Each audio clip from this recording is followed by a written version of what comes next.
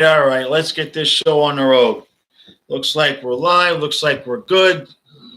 This all behind me is going to be changing soon. I'm going to make it so that it looks better. It's going to be better. I got some banners and pennants and stuff I'm going to put up. This is kind of makeshift, and it's really weird because it's different here on what I'm doing on the live stream versus when I do a Zoom, it zooms right in and it's all nice and framed. But when I do the live stream here, it looks like crap behind me. So I'm going to fix that this weekend. Don't worry about that. We got a high professional outfit here, including the snoring St. Bernard. So we got the Blackhawks tonight. Knight is getting the start. Like I keep saying, just let that kid start until he loses. Hey, Robin. The bitches lie. How you doing, brother? All right, so, yeah, and I didn't want to short you guys, all right? What you wouldn't know right now is I got a blasted migraine. But, come playoffs, migraine or not, the game is going on, so I'm going to be here. So I've had migraines so long, I'm just used to functioning with them. So I figured, and I'm not going to be here Saturday, so I figured, what the hell, let's just do this now. Hey, Gene. All right, Gene Shomer, that's my brother from another mother. Finally, you showed up. Now, everybody in the chat, tell Gene to go take his cheap ass and join the Patreon. Hey, Tricky Niggy B, what's up, brother? All right, Knight is better than Bobrovsky. Oh, don't let one bad Steve see you. Got an apartment yesterday. Sweet, man. Good. Is it good weather to be moving this time of year where you're at? I know around here, man, you don't want to move during the summertime. All right, so what else do we got? I know we got Knight. Yeah, Knight. Knight has allowed one goal, right? Right? Yeah, that's it. So obviously his goals against are better than everybody else. He should start. That's just how it should work, right? Spring and summer is around the corner. I think Achari is coming back. And from what I saw, we're getting to see Tippett stay up in that top six. So I'm happy with that. He did me right. The last game. I've been cooking it, right? I've been yelling, get the kid in the top six. And what's he do? As soon as he gets basically a full game in the top six, goal, assist, we get 7. All right. Bobrovsky should go to jail for stealing money. Man. You know, and I'm not saying I don't believe or feel anything that I do, but right now I say let's just enjoy this because we don't get to have the playoffs all that often. But yeah, Bobrovsky, we agree, man. What do we got? You surprised Q isn't playing? Yeah, exactly. He still won't put him with Barkov. Well, he did for that one game, but he's not going to start with Barkov. All right, he's going to be on that second line as far as I saw. With Huberdeau and Bennett, which, man, the two pairs that we have there, right, with Barkov and Verhaeghe, and then Bennett and Huberdeau, it basically means that we could put anybody up on wing with those guys and they'll have success, except for Mason Marchment. But I gotta believe that, considering especially our cap situation, I got to believe that somebody like an Owen Tippett, we're going to need guys like Tippett, Verhaeghe, young, cheap talent to fill in the rest of that top six because, with all the other expenses we got in the flat cap, there's just no room for anybody else. He did put he put Denisenko with Barkov, right? Who did he put the? Right. Well, they started at who else was it? It was Denisenko and the other kid that got the starting time, and he started on the second line, and then all of a sudden, boom, he was gone, and Tippett was up there. So it was kind of hard to see what was going on that game because as Q changes the damn line so damn often, but we got to 7. So I was surprised to see Knight get most of the starts to the rest of the way. I don't want to see Drieger until playoffs, okay? Game 2 in the playoffs, all right? Let's see what else we got. Yo, Hobo, Yep. Everything is good. Guitar, what is that? Guitar Crow. That's a new name. Welcome to the channel. Power play must improve. Absolutely. We saw a little bit of that this last game. This was a move I didn't think about, but I kind of like what Q did. Was instead of trying to balance out the power play, all right, he put everybody up top. It was Barkov, Huberto, Bennett was up there. I think Uyghur, or not Uyghur, well, no, Yanda was still there. But what he basically seemed to do was load everybody up in power play 1 and just keep everybody up for a minute and a half, a minute 40. So by the time power play 2 came back on, that's when Uyghur was on the ice, and they'd get maybe 1 rush up the ice. So you got to go with that right now, when it's working, especially, we're able to rest Barkov and Huberto. They're not killing it with the number of minutes that we're having to play them, so they can take that extra little bit of time on the power play. All right, you don't know why. There we go. You don't know why Q isn't giving Tippett the top 6 minutes. Well, he is now.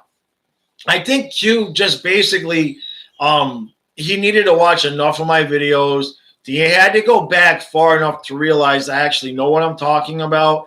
And so that eventually he just had to figure out that maybe I should just listen to Jaws, and boom, what happens? He gets a goal assist and we score 7. When am I coming to South Florida? Peyton, man, that is the $1 million question. Don't know. I can't, with the Lyme disease, it's really tough on me to fly. It's tough on me to travel. And with the dogs, I'm a bit manic in the sense that I don't really like to leave the dogs. So me and travel, I don't really get out all that much, but mainly it's because of my health. Because like I could say I'm going to go down there, but then after the flight and everything like that, a lot of times I might feel like I got the flu and everything, so it kind of ruins it on me. Last year I was actually healthy enough and had the money to go. And then I was going to go to a playoff game if we made the playoffs. And then, of course, the whole damn thing got canceled and that went away. And now I'm broke thanks to the virus and everything. So right now, it's not going to be this year, obviously. So I'm hoping next year. And that just depends on my health and the restrictions and everything like that. And, I just play it like that, but I appreciate you asking. Good evening, Fluffy. Mr. Vince, thank you, buddy, for showing up, man. And you called it the other game, but you're going to have to remind me what it was. Yeah, you said, well, when can we see Knight? And then, boom, you put in Knight, another good person to listen to. Do Clary has to be on the power plays? Yeah, Justin, I agree with you. I don't know why he's not been on the power play, but I think at this point, when Verhaeghe comes back, I think that's going to obviously help the power play. We're going to be able to balance things out a little bit. Stu and Boca, hey, buddy, how we doing? Yep, Forsling for quarterbacking the power play. Absolutely, Stone, agree with you, man. Whether I'm stoned or sober, I agree. Forsling should be quarterbacking that power play. In fact, since Q listened to me finally about Tippett and we see how that worked out, I'm going to make that my new pet peeve, getting Forsling up on the power play there. We'll see if that's going to happen, but he can't let me down. All right. He tried to replace Yanda with Montour that one day, and we've seen the thing that happened with Gusev. And speaking of Gusev, let's send Q telepathically. Stu, that might actually work. You know what I mean? I'm telling you, he's watching the videos, and that's why he did that with Tippett. Speaking, I want to get on this thing with Gusev. Does anybody have any ideas what the hell we're supposed to do with this guy now? Because, he came on and he looked like he was going to match up pretty damn well with Barkov. And then the rest of his game, though, has been crap. He makes some nice passes, but I don't know what we're supposed to do because, it's not like we paid a lot for him or anything like that. Obviously, we didn't pay anything for him. We just picked him up off the scrap heap. How would I react if someone from the Panthers was watching my stuff? I'm pretty sure there is a couple of people that do.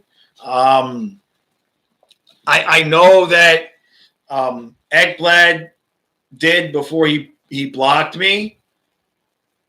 Gene, last minute scratch Bob and put Knight in net. What are you talking about, brother? Knight is in net. My brother is a little bit behind the times. My brother don't like to go on Twitter.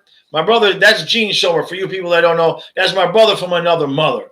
All right. And he's too lazy to go check up on things on Twitter. So he blows my phone up all day long. And then when he finally learns something, he's like, hey, guess what? And I'm like, dude, that was 2 days ago.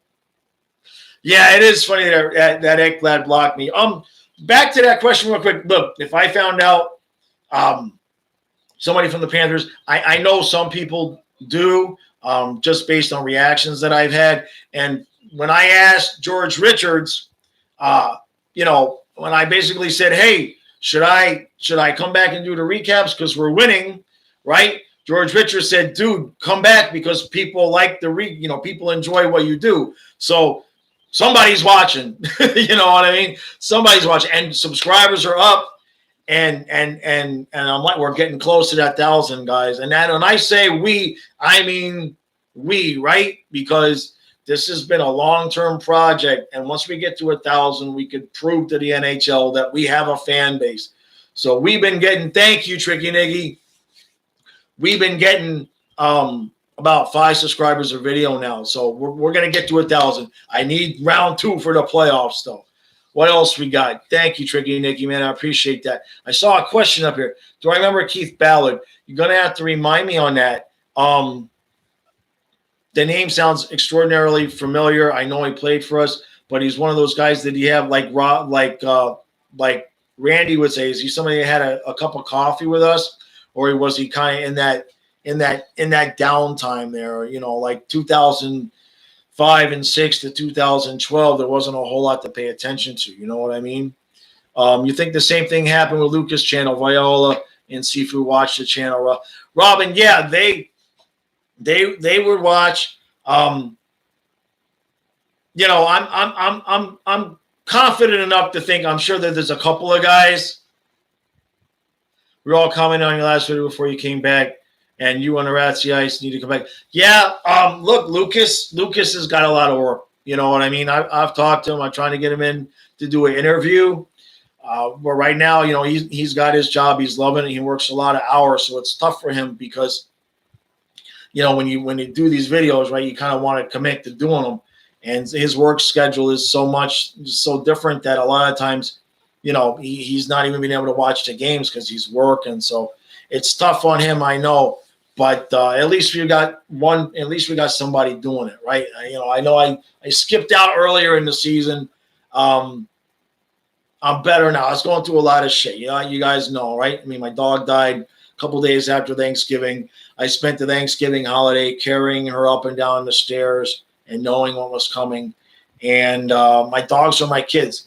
So I kind of got emotionally spent, and I just didn't really have the emotional energy to do the hockey, and in terms of also deal with everything else that was going on in my life and the world at that point too. Yeah, you think Lucas will come back? He's working, doing much stuff. Yeah, I wouldn't be surprised to see Lucas come back at some point, a little bit different. You know what I mean? Thank you, Brother Gene. I see what you're saying there, man. Peyton, what are my thoughts on Seattle? Well, have you ever watched my video on my thoughts on when we lost Marchessault and Smith?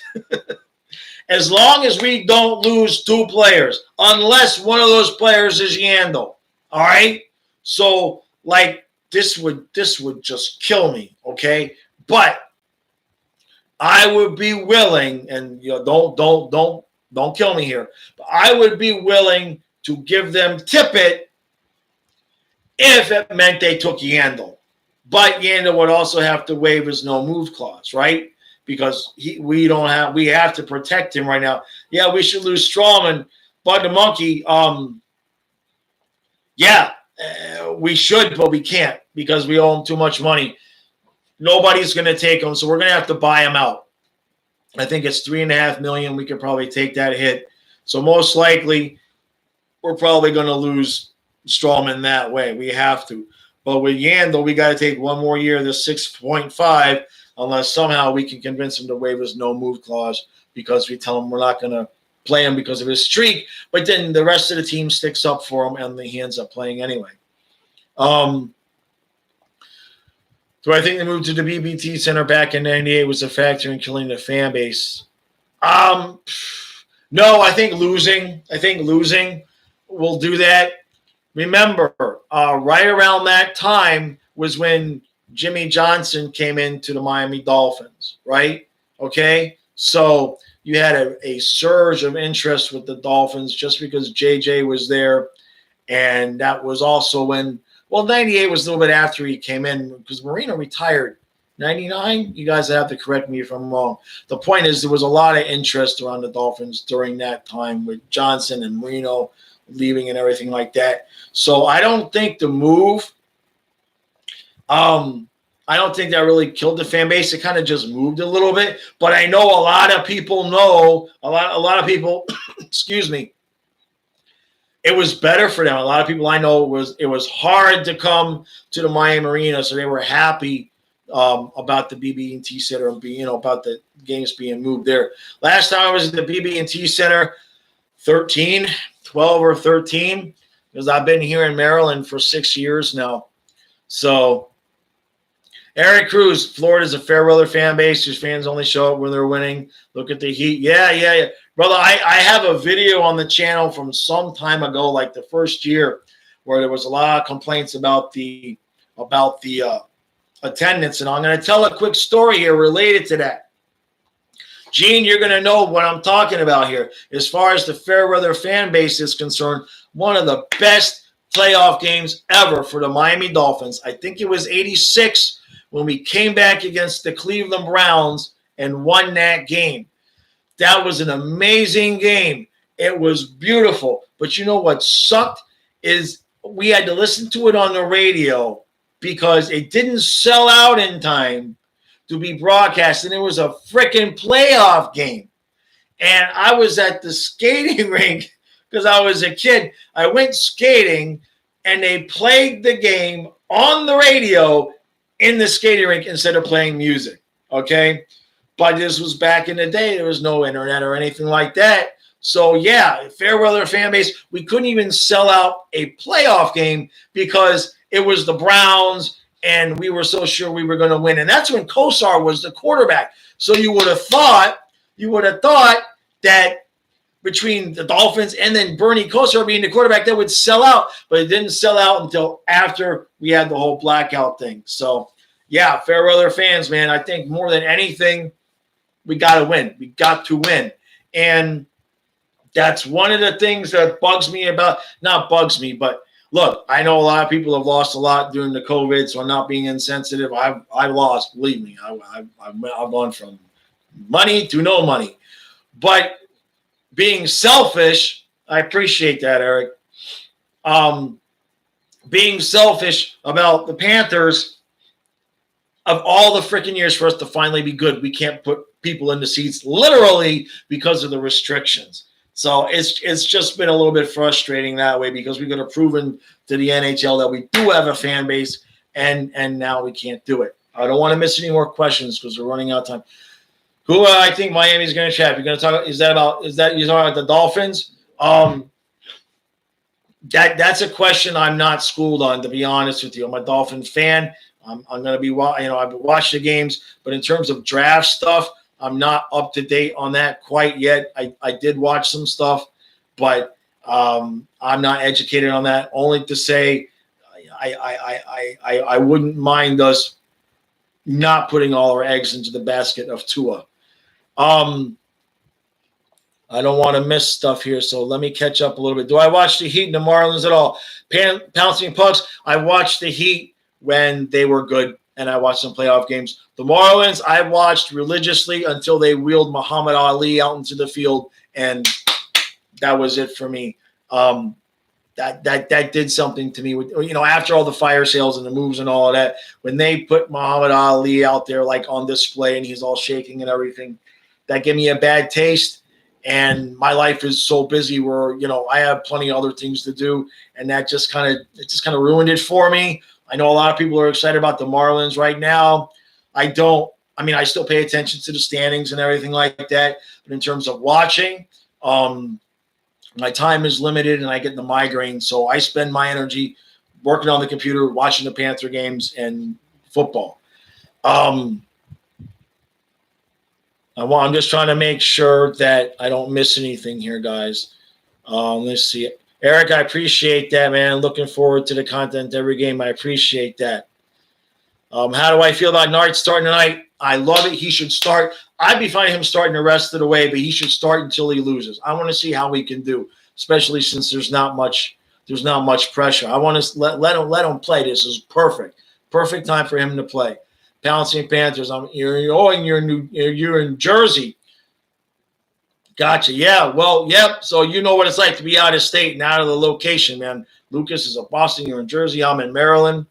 I get you there. Yeah, you were at the Columbus game and people left halfway through. That sucks. But that used to happen. That happens at the Dolphin games too, man. My uncle used to have season tickets when he was alive, and he would take me to the games. And be 10 minutes left in the game. It's a 1-score game, and he want to leave because we're going to beat the park. We're going to beat the traffic. It's something about down there. People like, hey, I want to go to the game. Okay, no, let's do something else in the middle of the game. Yes, Gene, brother, night is the future. We got to do something. We got to do something with Bob, though. Izinga was a cheap ass. Well, look, Izinga was, he was what he was, but at the same point, he brought us hockey, man. He brought us hockey. But what Izinga, if he should have kept it Joe Robbie Stadium. That's what he should have done. Izinga would have got a lot more good grace if he would have kept it Joe Robbie Stadium. Because it's JRS to me. I'm not calling it anything else. Hey, Benny Bill, huh? Fluffy Bill. We're going to call you Fluffy Bill. You just finished the interview with Eric. Thank you, man. I appreciate it. If you guys don't know what he's talking about, that's on the Patreon. I just put up the interview with Karen Lash from Twitter on the Patreon. And I know a couple people have said they were going to join. I got 15 right now. I need to put 2 zeros after that, and then I can retire and make like 3 Panther-related videos like every day, all day. So I need to go from 15 to 1,500. So there's just a couple of people more that we need to join there. But I appreciate everybody that has joined, excluding my brother, he joined the Lightwork Patreon. I give you credit. But, my brother, okay, look, my brother is so cheap, all right, that he would go to the bank, and when you ask him for money, he would say, well, he could be in the bank and ask you, where's the bank? How do I deposit the money? He will pretend like he doesn't know what cash is. Like if he had a 50 and you asked him, hey, you got some money? He's like, I don't know. I got this piece of paper. Is this money? I don't know. What should I do with it? He's going to kill me now. What else we got here, guys? I got a couple more minutes. That's right, brother. It's Joe Robbie Stadium, man. Robin, they said about Markstrom, too, about being the future of the franchise. Yeah, but I think this is a little bit different, right? I think with Markstrom, it was more out of desperation because we didn't have anybody. You know what I mean? And I know we thought Monty, when he came up a couple years ago, right, and did so well for those few games. Remember the arenas, Monty. So we all thought that too. But I think this kid Knight's a little bit different. You see it on the ice. He is cool as a cucumber. And, we got goalie problems because we got too many good goalies. But the Bob contract, don't get me started. Somehow, some way, I'm telling you, the universe is going to shit magical rainbow unicorns on us. And somehow we're going to get out of that contract and be able to field a team that wins us a cup. There we go. All right, guys. Markstrom was good. He didn't have a yeah, look, he's done pretty good. He's not great, but he's done pretty good. There we go, JRS. All right, guys. I'm going to cut this now. Like I said, I got a pretty good headache working. I didn't take anything before the live stream. Okay, Eric, final question. Here we go. I'm here. I'm still here. What do we got for me, brother? Man, if Knight will get a shutout tonight, like I said, play him until he loses, man. And that could easily be not against the Blackhawks, right? What do I see for us happening this offseason? Everything is going to revolve around that expansion draft. Everything, because we got the whole Drieger question. If he just goes to Seattle, then we know, and Knight is the backup. We already see that now. I think we'd probably be pretty much comfortable with Knight being the backup. I think that's why we're giving them games now, because we're pretty sure that Drieger's going to get lost to Seattle. I know people are going to think that means we lost him for nothing, but it's not, because that means we're losing him for whoever we get to keep, because Seattle took him. So what the hell is wrong with me? I got a fuzzy on me. I was wondering. I'm looking at the screen wondering what that was. But if we don't lose Drieger, if he somehow signs for one more year and we keep him, then you're looking at losing either a Vetrano or an Achari, which I don't know. That's put both those names in a hat, and I don't want to lose either one. Like I said, if we could somehow, some way convince Yandel that Seattle is a sunny place with beaches and bikinis, maybe he would wear the no move clause. And then, yes, I would be fine. Not fine. But if they were like, give us Tippett and we'll take Yandel, we would have to do it. I hate to lose Tippett, you know that. But, man, that's a lot of money. We're a lot of money, and we're stuck with it. All right, guys. Oh, man, you're late. You're going to say is please don't ruin Knight. No, hey, look, I think this is the perfect time to play him because there's no pressure. There's no pressure. We're not winning the top seed. We'd have to win out completely to win the top seed. So I feel like this is a good time to play him. And then we'll see what happens next year. You know, we'll see if Drieger sticks around and see what happens, man. All right, guys. Big fat two tonight. All right. The intro tonight is very short, very to the point. But Matthias is in the house, so he had something he wanted to say. So it made it easy for me. I didn't have to think about something while I had the headache. All right, guys, 2 points. Thank you all for watching. Thank you for coming. This is going to be every game during the playoffs, and we got new good stuff coming. Trust me. All right, you guys got 2 minutes. Go join the Patreon. I'm broke. I'm on food stamps. Bye.